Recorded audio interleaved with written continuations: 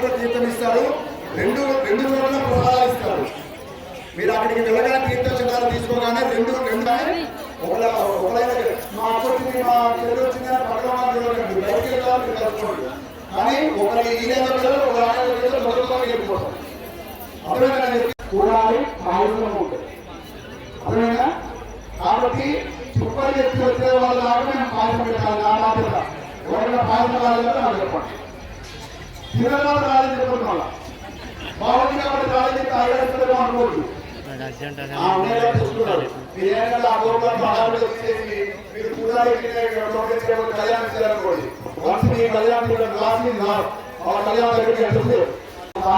అమ్మా మీరు ఎందుకు రాస్తున్నారు, ఎందుకు వెళ్తారు అక్కడ?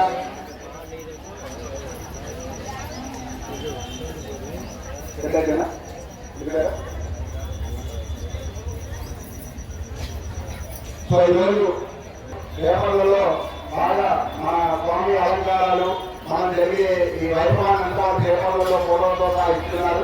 వాళ్ళందరూ కూడా చక్కగా ఈ రోజు ఈ వైభవాన్ని లోకానికి అందరికీ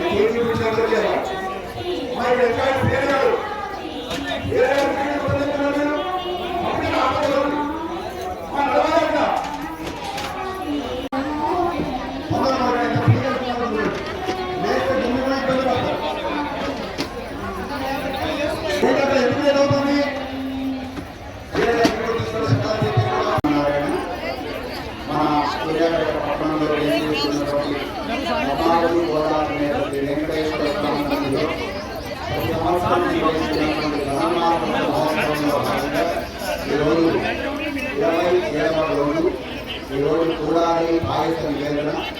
గోదాదేవి తాను కోరినటువంటి ఒక కోరిక నెరవేర్చి స్వామికి 1000 గంగాలతోటి పాయసం నివేదన చేస్తానని మొక్కుకున్నటువంటి మొక్కును భగవద్రామానుజాచార్య స్వామి వారు మొట్టమొదటిసారిగా అష్టాదశ కూడాలి పాయసం నివేదన నిర్వహించినటువంటి ఈరోజు కూడాలి వెల్లుచి గోవింద ఉన్నమే పాడి పదవి రామ తెలుసమ్మాను స్వామి నీతో పాటు కూర్చుండి కూడి ఇల్లు నీతో పాటుగా ఉండి మేమంతా ఈ పాయస నివేదన నీ గట్టి మేము ఆలోచించాలి అని కోరాడు.